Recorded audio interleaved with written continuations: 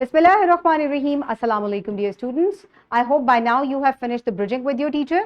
Very good. So, my dear students, in today's lesson, you will be able to describe Rift Valley and explore where it is located.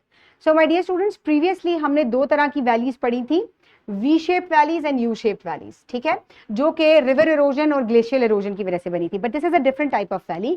ये halogen की वजह से नहीं बनती, बल्कि ये टेक्टोनिक एक्टिविटी की वजह से बनती है. और टेक्टोनिक एक्टिविटी की वजह से कैसे बनती है और ये कहां पर क्रिएट होती है, let's just quickly have a look.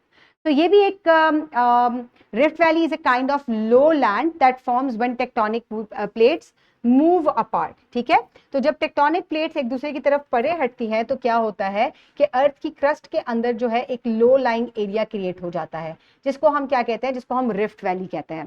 So my dear students, here you can see a picture. यहाँ पर दो प्लेट्स जो है वो डाइवर्ज हो रही हैं और यहाँ पर आप देख सकते हैं कि किस तरीके से एक लो लाइंग एरिया जो है वो क्रिएट हो रहा है. लेकिन आप ये भी देख सकते हैं कि जो साइड वॉल्स होती हैं रिफ्ट वैली की, वो किस किस्म की हो सकती हैं. So number one, tectonic plates movement की वजह से होती है, फिर इसकी वजह से क्रस्टल रिफ्टिंग होती है, यानी कि फर्दर क्रस्ट जो है वो स्ट्रेच होती जाती है और जो central part of the crust होता है इट स्ट्रेचेस डाउनवर्ड्स, जिसकी वजह से एक लो लाइंग एरिया क्रिएट हो जाता है.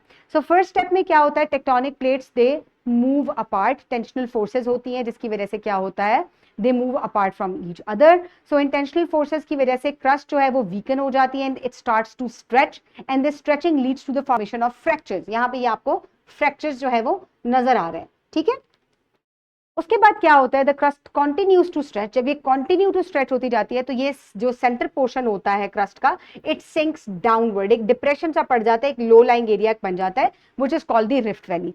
So the great rift valley in the Jordan, यहाँ पर आपको ये फ्रैक्चर्स जो है ये नजर भी आ रहे हैं और इसके दरमियान में तो एक दरिया भी आपको नजर आ रहा है. So it is form because of the pulling apart of the plates and the sinking of the land. ठीक है, तो ये दो प्लेट्स जब एक दूसरे की तरफ से पीछे हट रही थी, Arabian plate and African plate, तो ये उसकी वजह से जो है ये दो प्लेट्स जो है ये दो जो है ये वैली बनी है. सो अगर ये कंटिन्यू टू स्प्रेड होते रहे, यानी कि अगर दोनों प्लेट्स दोनों एक दूसरे से परे हटती रहे, तो initially they form seas and then they lead to the formation of oceans. तो कैसे बनते हैं ये, plate movement away from each other, फिर क्रस्टल रिफ्टिंग होती है यानी कि क्रस्ट वीक हो जाती है और फिर क्या होता है, it sinks downward to create a low land. So this is called Rift Valley. Now you will complete the formative check that is given at the end of the lesson. Then you will move forward towards the workbook and you will complete the formative check there, and your teacher will also assign you with the homework under Thrive. And I will see you in the next lesson. Have a great day. Thank you so much and Allah Hafiz.